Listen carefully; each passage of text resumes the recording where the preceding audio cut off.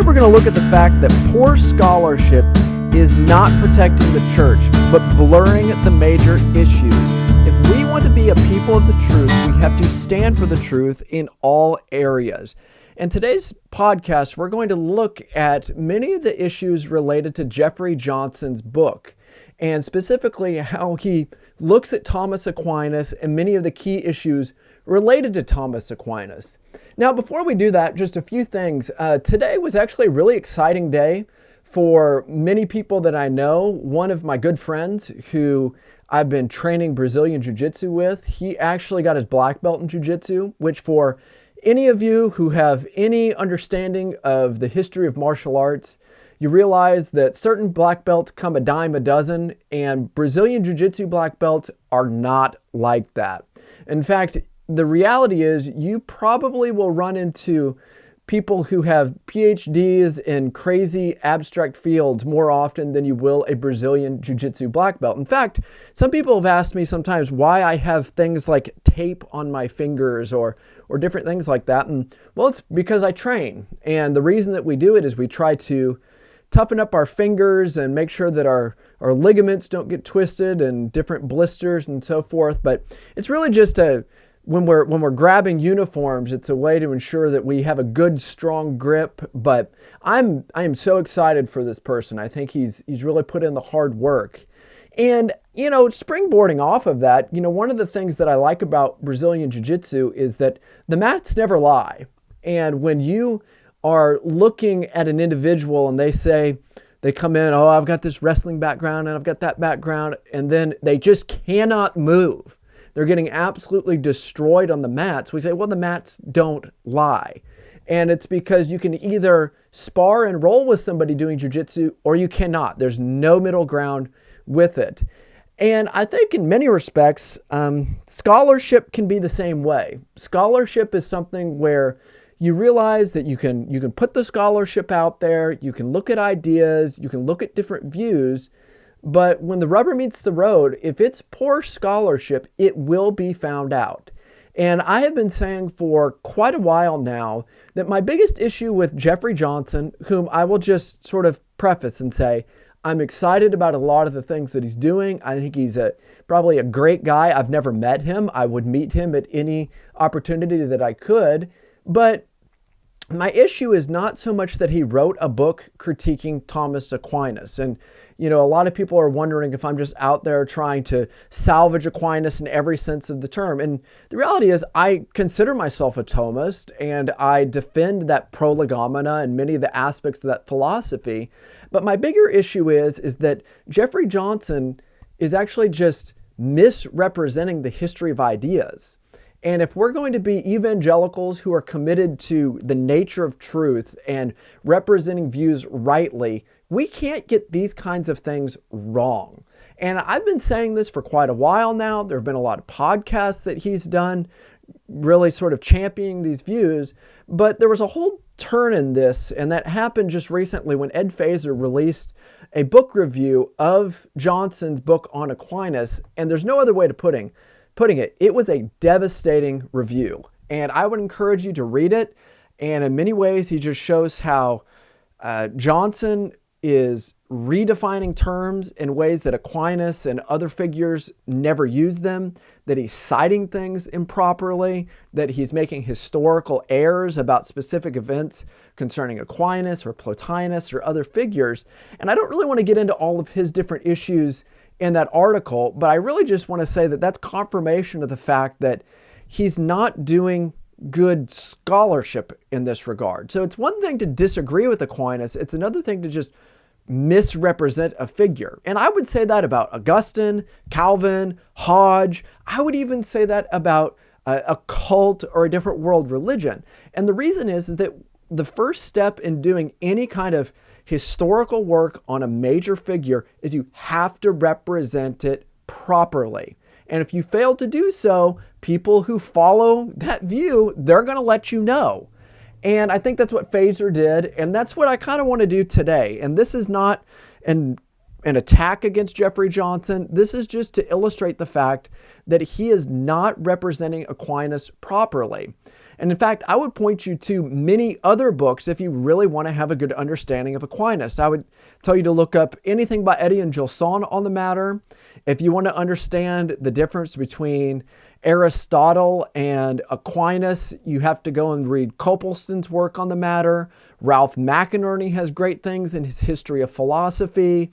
You've got Joseph Owen's work on these matters. There are several people who have just dedicated their life to these issues, and Ed Feser. I think that he does a great job in this whole arena. Now, before we dive into this, I also want to deal with one other thing related to Jeffrey Johnson and Aquinas.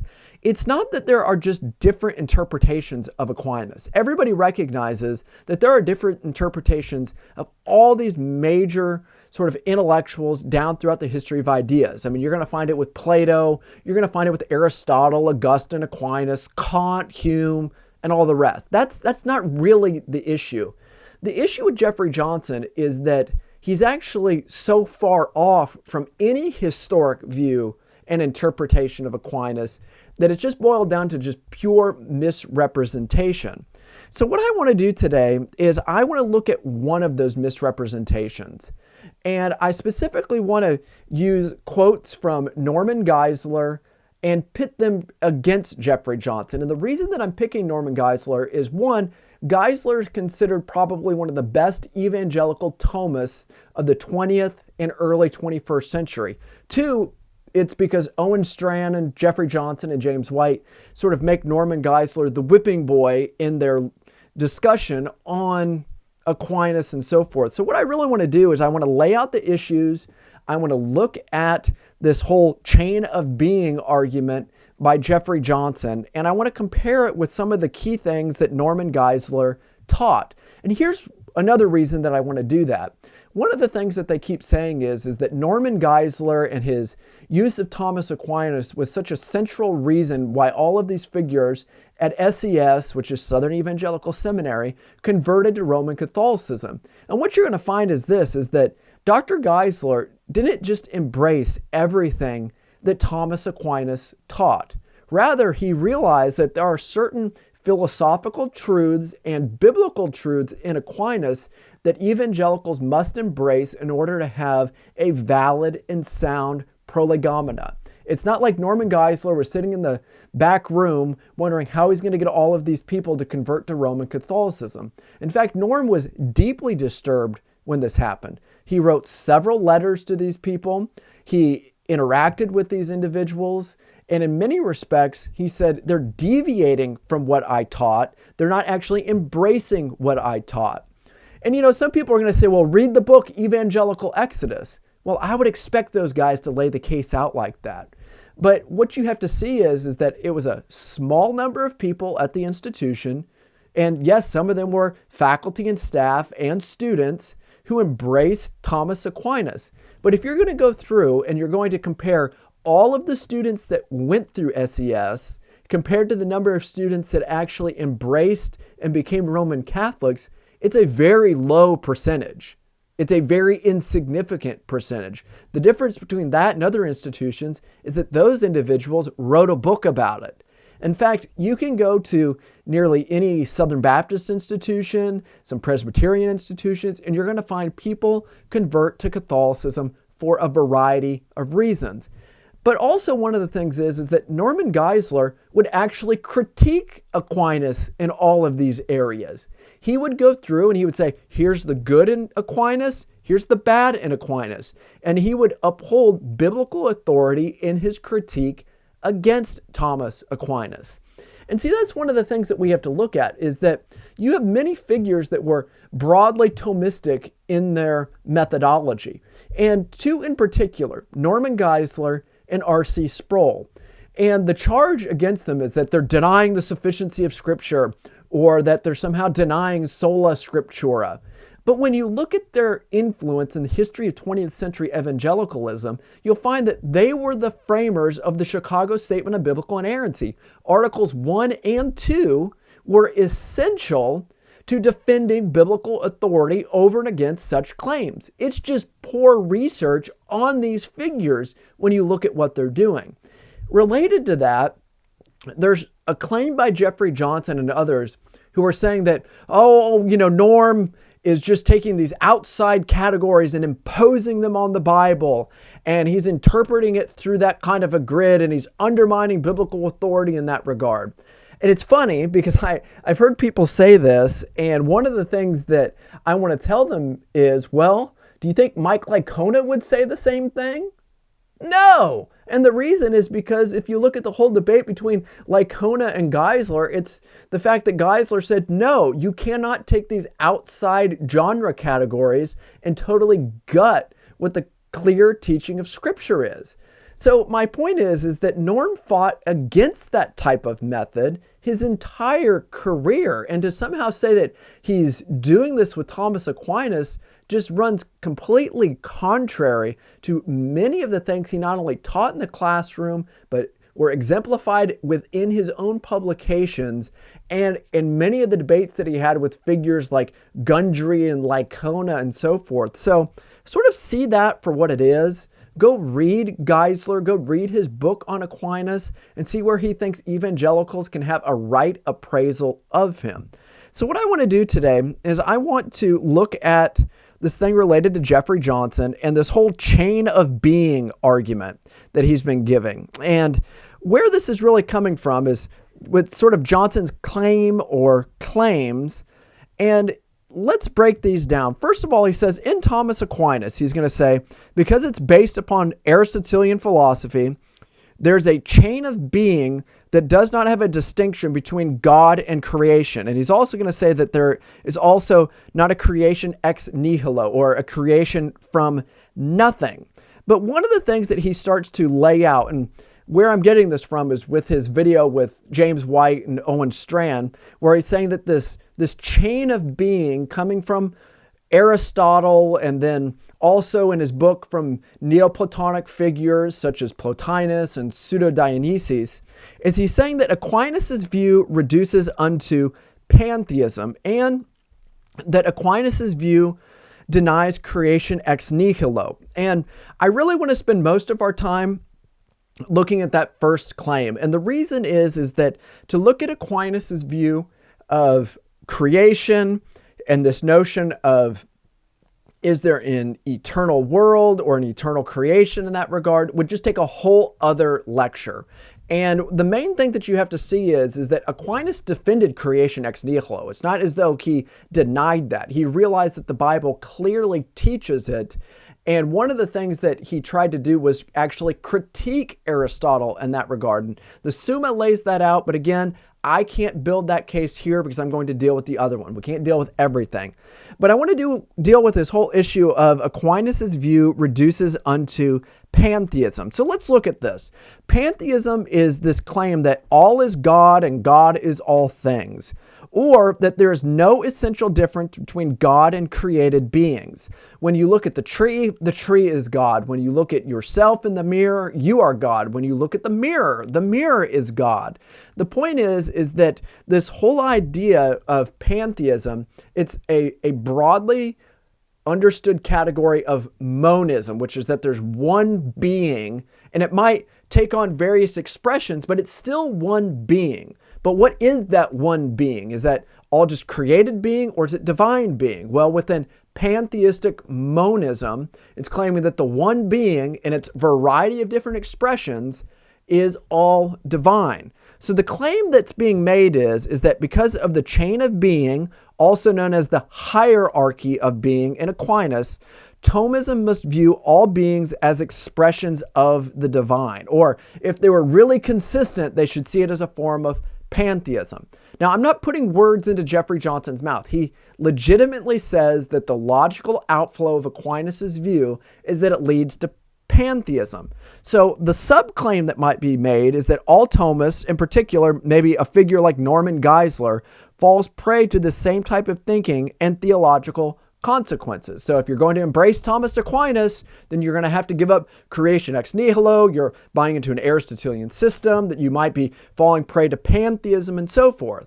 Now, all people realize is that if Aquinas' views actually led to that, they would be utterly incompatible with the text of Scripture, because the Bible doesn't teach that the tree is God and the dog is God and that you're God. Rather, it teaches that God created the tree, you, and the dog. We recognize that there's a distinction between the creator and the creation, and that to blur them in any respect would be not only contrary to biblical teaching, but it would be just flat out blasphemous to the divine creator, to our God, to the God who has revealed himself in Father, Son, and Holy Spirit. So part of it is that he's building it off of this notion from Plotinus and the chain of being. And I don't want to spend too much time getting lost in the intricacies of Plotinus, because in many respects, Plotinus was a clear thinker, but yet compared to other people, he can be fairly obscure. But the main thing that Plotinus taught was a form of emanational, what was known as pantheism. So emanational pantheism. And it's this idea that you have the one and the mind and the world soul and matter. And as it starts to emanate from the one into these different expressions or emanations into the divine mind or the world soul or matter, that they're all divine, but yet they're just different expressions of the divine. And what's being claimed here is that based off of Aristotle, but more importantly, Neoplatonism, that Aquinas picked this up. And somehow he has embraced it, and he's defending it throughout the Summa Theologica and the Summa Contra Gentiles. So let's break down what's kind of being made here. So Plotinus' philosophy is found in the Enneads, which it's interesting because when I was preparing for this, I realized that Jeffrey Johnson said that Plotinus actually didn't have any collected writings or a book on this matter, and I laughed because I literally looked on my shelf and I saw my copy of the Essential Plotinus, which is his main writings in all of these areas. And I thought to myself, well, that's a factual error right there. And then I read Feser, and Feser said the same thing. So maybe great minds think alike, or every now a blind squirrel finds a nut. I'm the blind squirrel in that regard. But one of the things, because I said we're going to look at Geisler, since Geisler was kind of the whipping boy here, Geisler claims this, and he explains, Plotinus's emanational pantheism begins in unity, which gives rise to increased multiplicity until being almost reaches the point of non-existence. Then all returns towards increasing greater unity until the greatest unity is reached in the absolute unity of the one. Here one becomes one with the one, the main one, and all with the all. So the point is that you have, as he's saying here, you have this unity that is reaching out in this emanation, and then it's coming back in. And it keeps doing this until the one becomes one with the one and all and the all. So the point is that all of these different expressions here, the one into matter and into the world soul and so forth, they're all divine beings, that they're all somehow divine, but rather what they are is they're just different emanations, different modes of expressions of that divine being. So let's look at these just a little bit to understand what these different levels of reality might be within Plotinus so that we have a right understanding. So the one is considered wholly transcendent, beyond all thought and being, and incomprehensible. To think about the one would be to attribute properties to it, but to have different properties would make it composed. Thus, the source of all properties is beyond all properties and without plurality. This being is the fountain of all other beings, but remains unaffected. Just like the sun sheds its light on all things, but remains undiminished, so too does the one. Now, the mind or the intellect, this is considered the first emanation of the one or the nous, which is the mind or intellect. It is eternal and free of all imperfection. It's indivisible, meaning it can't be dissolved into parts, but it also has distinguishable aspects of the knower and the objects of its knowledge. The intellect intuits the one and itself. By knowing itself, it knows all the Platonic forms in a collective whole, forms of individuals included, not just universal essences, but all forms and forms of individuals.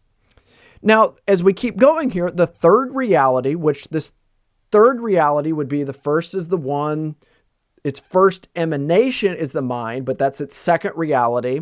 The second emanation would be this world soul, but it's the third reality. This is also eternal and non-physical. It functions as the mediator between the spiritual realm and the world of the senses. The soul has two aspects. It has a higher part and a lower part. The higher looks upward. The lower part descends to generate the sensible world and replicate its own vision of the forms. There's no conscious willing to create, but it just necessarily happens by way of emanation. So in this world soul has two key parts to it. There's an eternal and non-physical aspect. One is looking upward, one's looking downward. But the key point that we need to see here is that creation is not considered a free act. It's something that is just a necessary property that's coming in this emanational process. But the final aspect, or the final emanation, is what's considered matter. This is not a creative point, but it's an eternal process. But it is not a form of reality, but a type of non-being. Just as light can start out and bring and diminish into darkness, so too matter is the diminishment of the higher light. And what's going on is that this one is descending through all of these different emanations into the final emanation of matter, and it's going back and forth. This is something that's eternal. It keeps going on. It's something that will never end, and they're all emanations, modes, expressions of the divine. So what we have to find here is as Geisler goes on to say, the one flows outward from unity to multiplicity. And for Plotinus, there is also a return flow back from unity. Just as there is a necessity for the many to unfold from the one, there is a need for the many to return to the one. The process is like the stretching of a gigantic elastic band. It can be stretched so far before it snaps back to the source. So here's what we need to look at that's being claimed about this whole Neoplatonic and Plotinus's view and the hierarchy or chain of being. So here's the claim. Because of the chain of being or the hierarchy of being in Aquinas, Thomism must view all beings as expressions of the divine, hence a form of pantheism or emanational pantheism. This is coming directly from Jeffrey Johnson in his video, and you also see it expressed in one of the chapters of his book.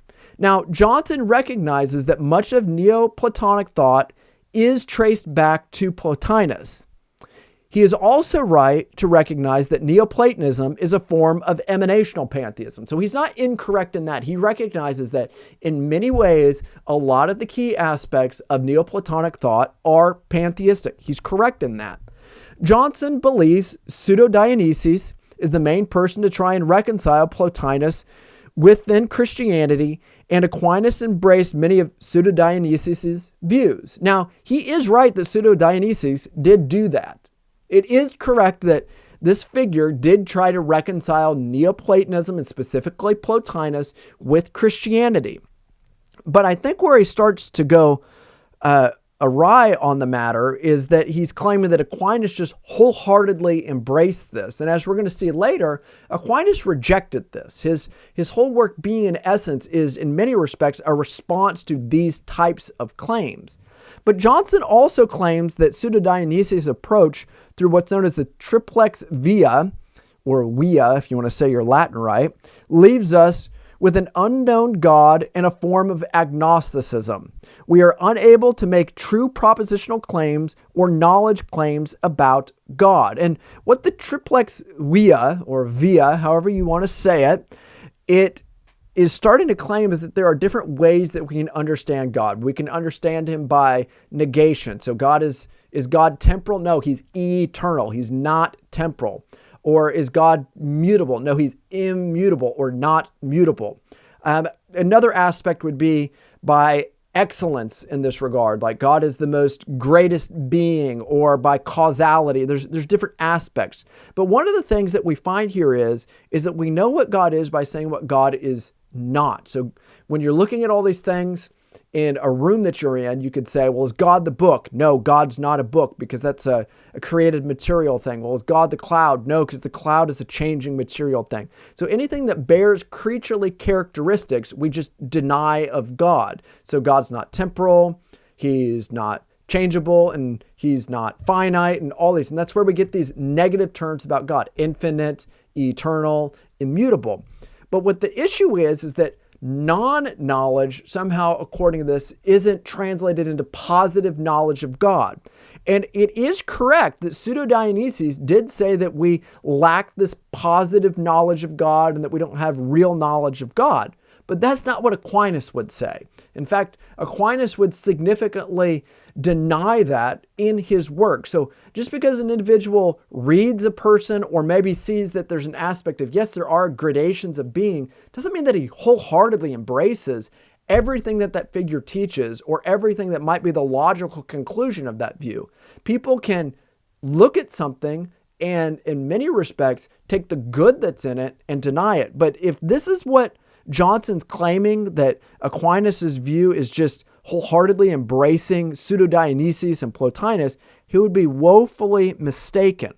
So the point is that whenever Aquinas uses the triplex via in this method, he's following Neoplatonism or Pseudo-Dionysius, and the net result is a pantheistic hierarchy of being and an unknowable God. Johnson also claims that Plotinus didn't leave us any writings, like I said. This is false because we have the Enneads, which were later edited into a full book. Now, when we look at this and we try to understand what's being claimed, if Johnson's correct, Aquinas should never be read. We should never read his writings, other than just the historical value that we might get from them in the history of ideas. But as Feser and myself and other figures are saying, this is just not a different interpretation of Aquinas. It's a complete misrepresentation of Aquinas. So here's what I want us to see here, is that when we look at this idea of the complexity of being and the way that being functions and how being exists, we have to see that philosophers have had to overcome the charge of a form of monism, namely that there is essentially one being or one type of being with various emanations for centuries now. And some of those are good answers and some of them are poor answers. But in the way that we understand Aquinas' answer to this, we'll see, one, he differs from Platonism, Neoplatonism, and Aristotelianism. Aquinas has his own view in this regard. But what we find is, like I said, Pantheism is a form of monism. Basically, it claims all is one and all is divine. So what I want to do is I just want to look at sort of three different views that have responded to monism. And the first is Platonism, which says that things differ by relative non-being. And that's about all we're going to say about it in this podcast here. And the reason is because if we're going to focus on what Jeffrey Johnson has to say, it's really on Aristotle and Aquinas. Now, Aristotelianism taught that things differ as simple beings, and we're going to explain that here in just a second, whereas Thomism has taught that things differ in relation to complex beings. So let's break this down and see exactly what Thomism and Aristotelianism are claiming. And again, because Geisler is kind of considered the whipping boy by these figures, I want to quote Geisler here and on Aquinas so you can see exactly what Geisler and SES and Aquinas are kind of saying in this.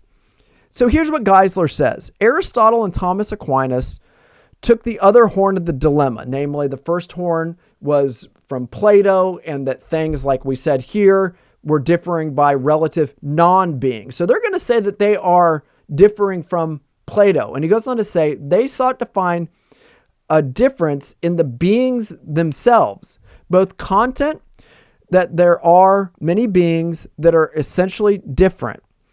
Aristotle held that these beings are metaphysically simple, and Aquinas viewed them as metaphysically composite, having an act-potency distinction on the level of pure forms of being. Aristotle argued that there is a plurality of 47 or 45 beings, or unmoved movers, that are separate from one another in their very being.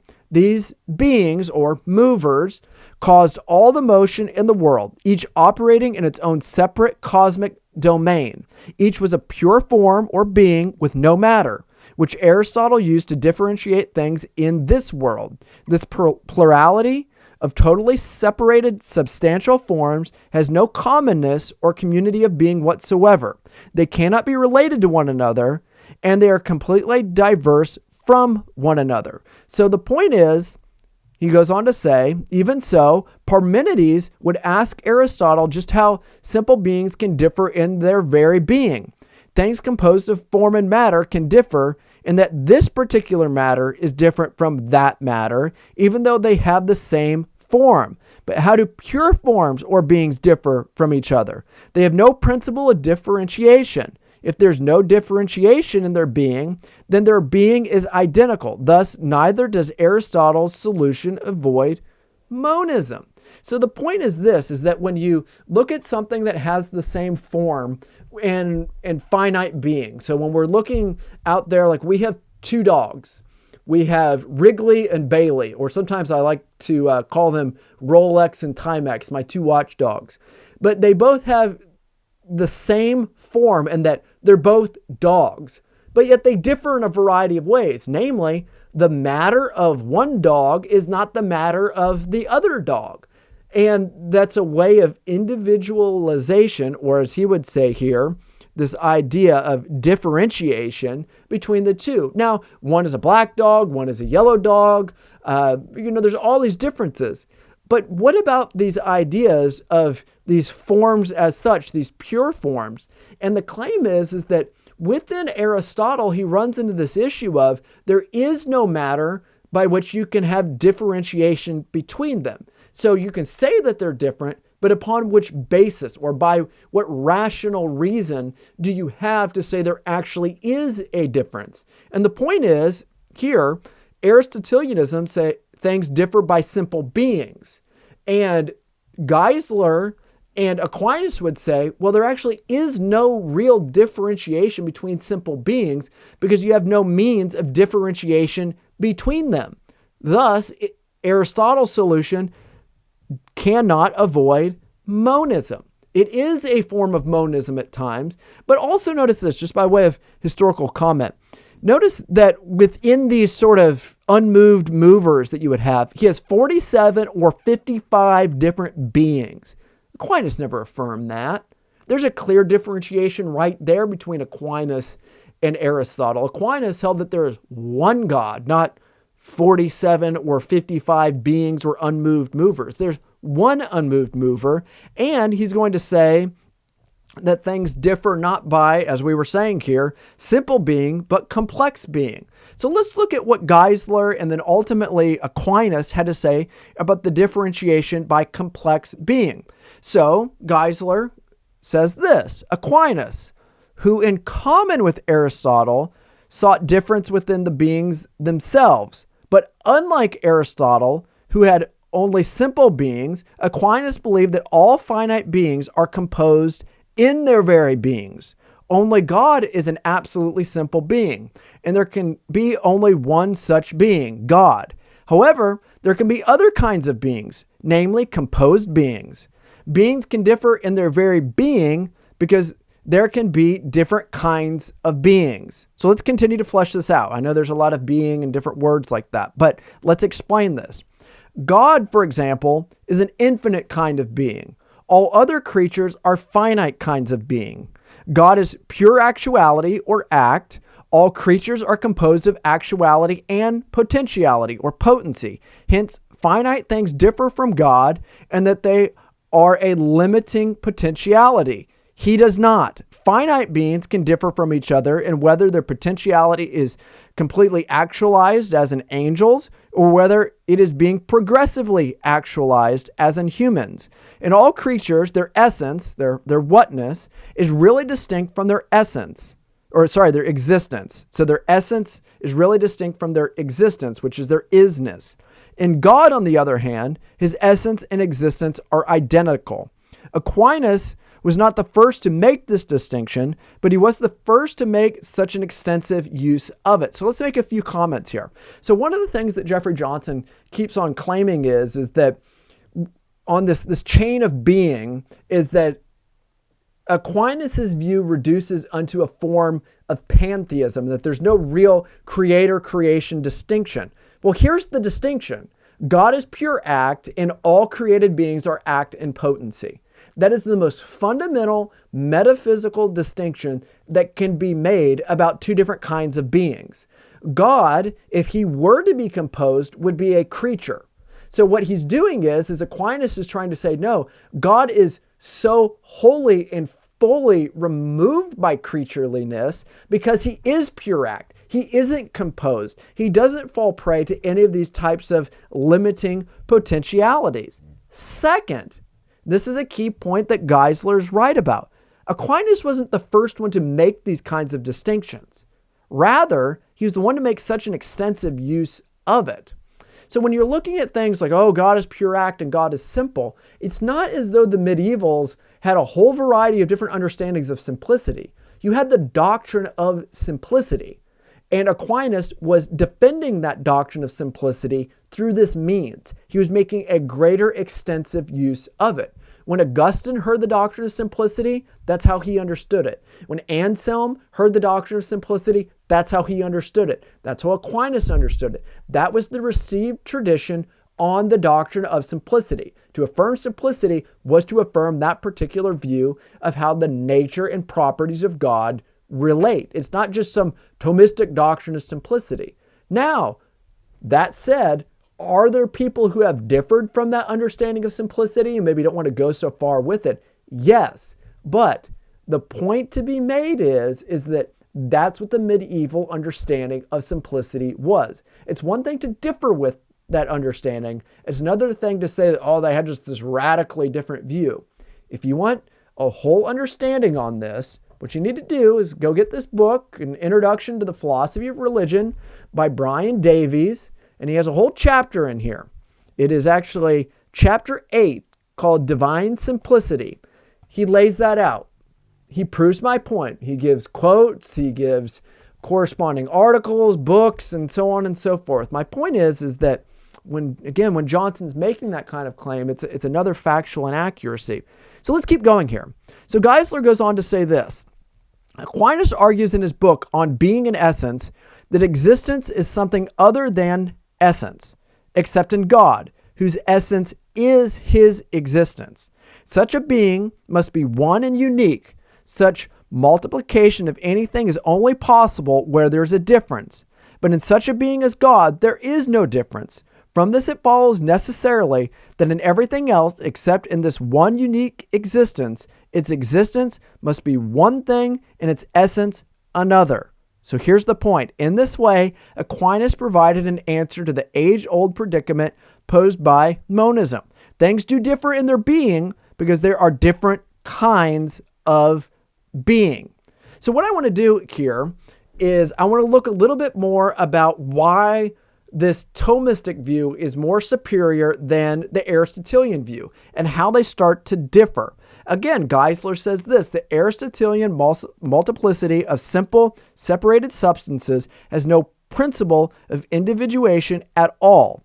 Aristotle calls on neither absolute non-being nor relative non-being to explain how there can be many simple, separate beings. Not only is this view without a principle of differentiation, but as Plotinus noted, it is also without any principle of unification. That is, there is nothing to coordinate the separate operations of the many prime movers.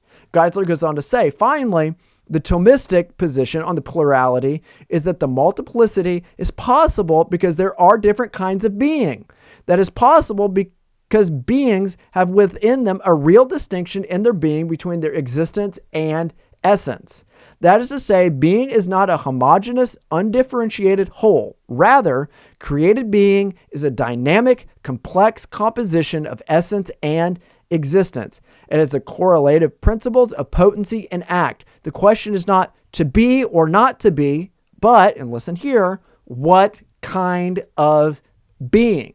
So when I'm looking at a lot of the things that are said by Jeffrey Johnson, and he's trying to say that Aquinas just wholly adopts this Aristotelian view, and then other times he's wholly adopting Plotinus's view. I kind of want to ask, well, which one? But two, I go, have you read Being in Essence?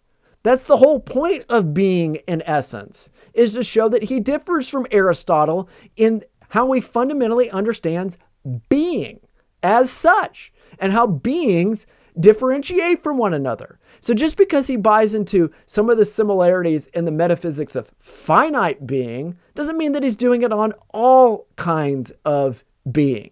So with that said, let's transition and let's illustrate this with a contemporary example.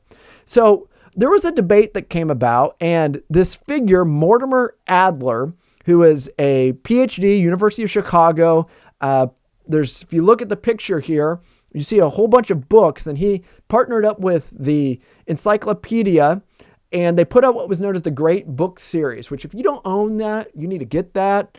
I'm going to make some of you really jealous right now. I got mine for free at a church garage sale. It was missing just one volume. It was only missing the Plutarch volume, and I actually was able to find it. And one of the things that he was dealing with is that Adler, through a variety of means, became a convinced Thomist, but he put out this book called The Difference of Man and the Difference It Makes, because there was this debate that was going on during his time, and really that spawned this book on what is the role and the function of computer analytics and intelligence. And the fear was, can we create sort of this computer artificial intelligence that's going to actually function just as good or in the same way as human intelligence? And what are the ramifications for that? And one of the things that we see here is that there was a fear that computer technology would arise to the same level of intelligence as human intelligence. There was also a question of whether or not primate intelligence would arise to the same level of intelligence as human intelligence. So when you go to the zoo and you see these gorillas or you see the monkeys, how far apart are they? Are they just a little less intelligent to us? Is there a fundamental difference between us and them? And that was really one of the main things that he looked at. Is he started out with the difference between primate and human intelligence. And from that, he started to make an argument about computer analytic intelligence.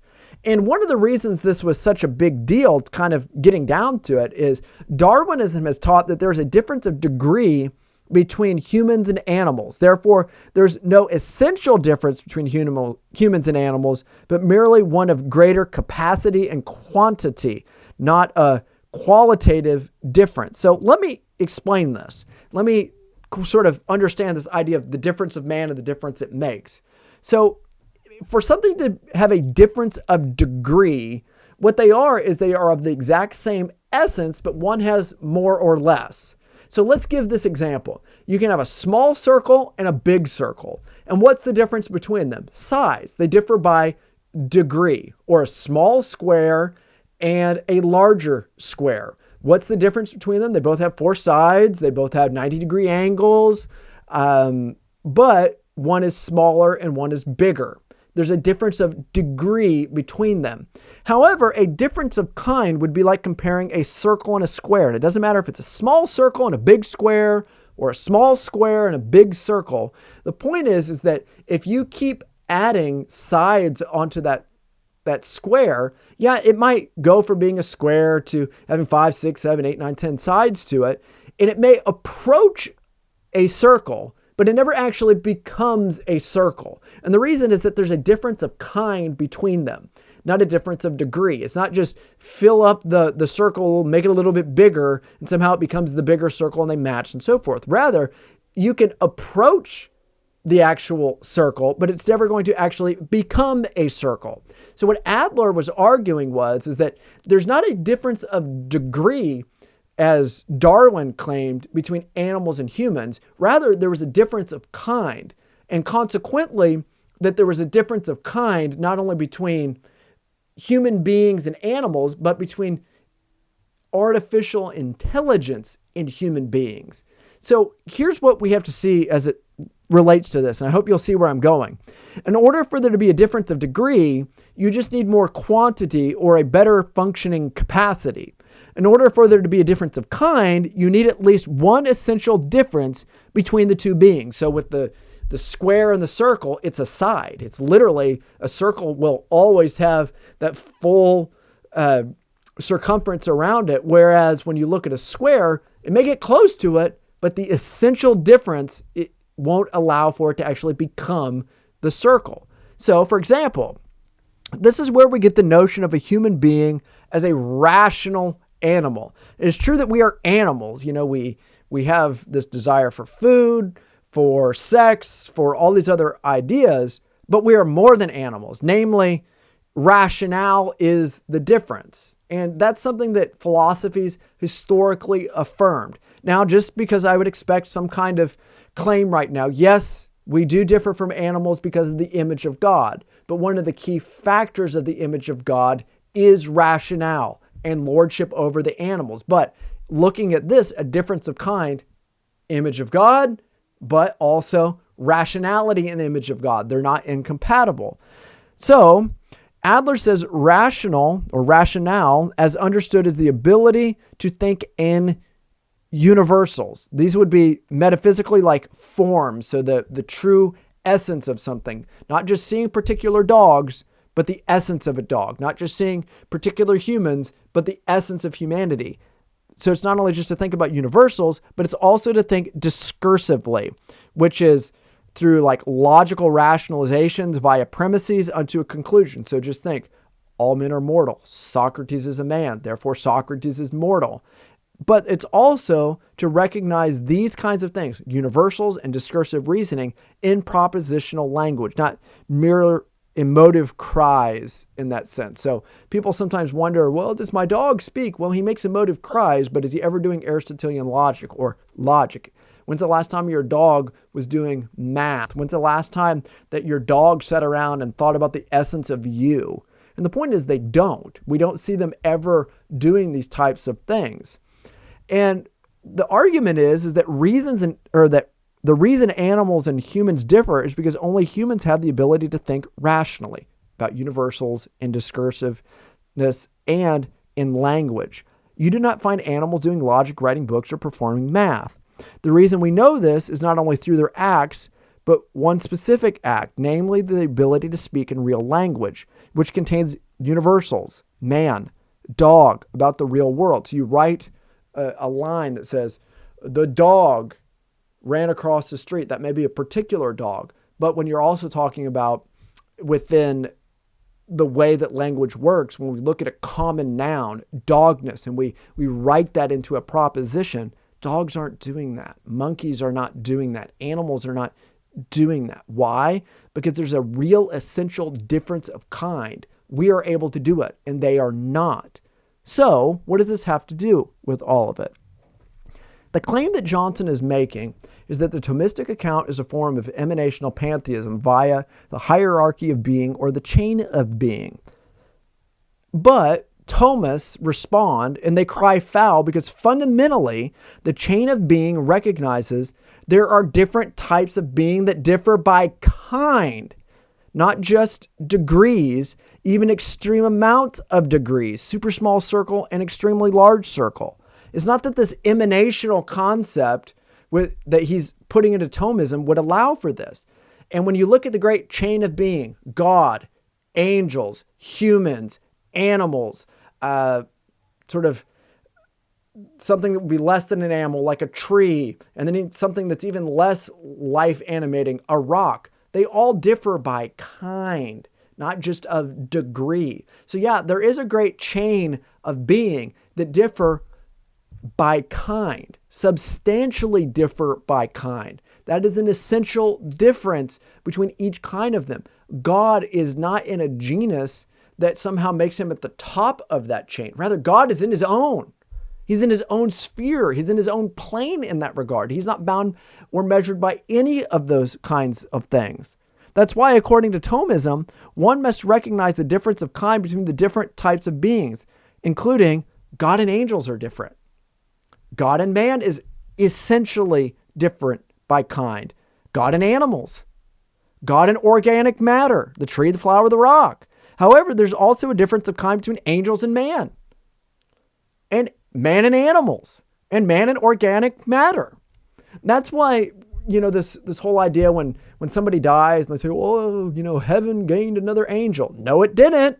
Why? Because you will never become an angel. You differ from them by kind, not by degree. In any way, shape, or form are you never going to become an angel. It's impossible for you to do so. And this is where you can even get into some of the things that Aquinas talked about, well, why can you have humans that all have humanity, and what differentiates us is matter, because we have a form and matter. Our form would be the essential soul of who we are, and the matter is our physical body. So we can all be within sort of this same genus, whereas when you look at angels, they differ by form, not by matter. Why? Because they don't have matter. But God doesn't somehow have some difference of degree between angels, because they are spirit beings in that sense, and God is the spirit being. They differ by essential kind. And that's so much of what Aquinas was doing in his angelology. The Aquinas was declared to be the angelic doctor because he dealt so much in the metaphysics of being, and specifically how beings differ in kind. And let me illustrate this. The chain of being illustrated. So you have God, angels, men, animals, plants, things, chemical elements, and prime matter. And just for those who are wondering, this comes from Peter Kraft. And this gives us different sciences, and how matter and form relate, how potency and act relate, and how knowledge relates. So let's just look at these. So what is the science of God? Theology. What is the science of angelology? Well, angels. Men, it would be anthropology or psychology. Animals would be zoology. Plants would be botany. Things would be physics. Chemical elements would be chemistry. And prime matter, there's none. The point is that a science, and what a science is, has to be according to its proper object. Now, when we look at this great chain of being, we find that God is a pure form, but he's also pure act, and his knowledge is one with his being. To know all other things, God knows himself. Now, there's a lot of things, well, how can God have knowledge of other things? Well, Aquinas answers that in the Summa. I think it's questions 12 and 13 in particular. And angels, yeah, they're pure form, but they're composed of essence and existence. They have potency and act. Human beings, yeah, we have a rational soul, which is the form of the body, but we're also composed of form and matter, essence and existence. But when you start to go down this chain of being, you find that animals have a sensitive soul. You find plants have what's known as a vegetative soul. Things have no soul. They're purely material forms. And as you look at the powers of the soul as understood in ancient medieval philosophy, there are these particular capacities given for certain actions. And it keeps going down where you get prime matter, which is pure potency, whereas God is pure act. What's the difference between pure potency and pure act? Everything. But what you have to see here is that each level that you go through, they differ by kind, not just of degree.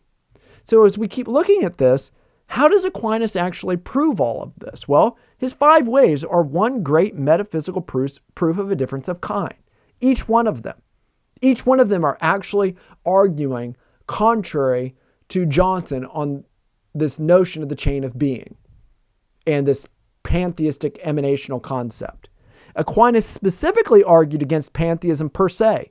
You know that? Specifically, he would argue against that in the Summa and the Summa Contra Gentiles, and emanational pantheism, this chain of being pantheism in particular. He did it in the Summa Contra Gentiles, and being in essence. How? Some of it's along these lines. But Aquinas also spends ample time discussing how we can have knowledge of God. And yes, he looks at this idea of the triplex via.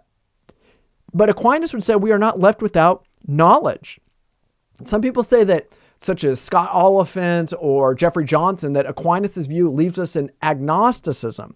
But the point is this: when you look at the claims of Aquinas and really the metaphysical realists of the Middle Ages, They're not saying that we have no knowledge of God. Rather, they're saying we have knowledge of God according to our mode of being. We are finite beings. We have limited knowledge. We don't know everything about God. So if I'm going to have knowledge about God, it's always going to be finite and limited. Even if God reveals it to me in the text of Scripture, it's still a finite, limited proposition about an infinite being. I would hope that me, as the creature, couldn't exhaust all the things about the nature of God, because God is an infinite, eternal being. The point is that we have limited knowledge, but it's true knowledge. But that is not the same as no knowledge at all. Second of all, when you're looking at Aquinas and how we have knowledge of God, he says, yeah, we do have what was known as a posteriori reasoning, things coming from experience, or this empiricism. Now, there are a variety of empiricisms. You have Locke's empiricism, you have Hume's empiricism, but you also have a different type of empiricism within Aquinas. And what he's trying to say is, yes, we learn things from creation. We see things out in reality, and I learn them. I didn't wake up knowing what a car was. Somebody told me, and that from experience, a posteriori, becomes a knowledge claim that I have. It's something that I know about reality. Or we can abstract the form of it, and what we could look at through like Joseph Owen's works in cognition, we can abstract the form of it and we know it. Because as he defines knowledge, when the knower and the known become one, you abstract the form and it comes into your immaterial mind in that regard. But the point that I'm trying to make here is that nothing in creation properly holds nor is able to hold God. So when we say from creation, we can know that there is a creator, we are doing things like negative theology and natural theology, and it would always have to be a finite knowledge. It's a true knowledge, and it comes in a variety of different ways, but the tree in natural theology, or as he would want, this sort of generic, not natural revelation, or this natural revelation that he's going to give us to, not natural theology. The tree's still not going to tell me everything about God. It's going to give me a finite truth about God that doesn't exhaust who he is. And that's just the order of human knowledge. And that could be whether it's a posteriori or a priori. Whatever is in between these two ears of mine in my brain is always finite. It's never going to be exhaustive. It's always going to be limited. There's always going to be something about God that I don't know and frankly cannot know unless he reveals it to me, and here's the kicker, in a mode that I as a finite human being can understand through creation or propositionally in the text of Scripture. But ultimately, here's another thing. Another way that Aquinas undermines this chain of being pantheism is found in the doctrine of divine simplicity. God is not a body. God is not composed of matter and form. God's being is his essence. God is not contained in a genus. There are no accidents contained in God, and God does not enter into composition with other things. In all of these ways, the doctrine of divine simplicity is one key way that Aquinas is arguing specifically against what Jeffrey Johnson is claiming that he believes on this matter. So, all of that to say, and we're going to kind of land the plane here. Johnson fundamentally and repeatedly misrepresents many key issues in the history of philosophy, specifically significant issues related to Thomas Aquinas. And when people ask me, have you read Jeffrey Johnson's book? I said, I have. And as somebody whose entire PhD is in philosophy, I just look at it and I go, there are many things that are lacking or misrepresented within it. Second, it is true that there are many different interpretations of Aquinas, analytic versus existential Thomism as one example. But one would be incredibly hard-pressed to find anywhere the interpretations of Aquinas offered by Jeffrey Johnson, because Johnson's are fundamental misinterpretations and misrepresentations of Aquinas. In many respects, you can go and look at the standard Thomistic works which he claims to read, but they don't interpret Aquinas anywhere close to the way that he's actually interpreting them. So here's one aspect of it. I do not know the motives behind Jeffrey Johnson. I'm going to actually say that I want to give him the best of motives. He wants to strive to defend the purity of the gospel. and he doesn't want to have any pagan thought brought in. I get that. But people need to seriously consider the academic soundness of his works and these types of basic and fundamental errors that are being made.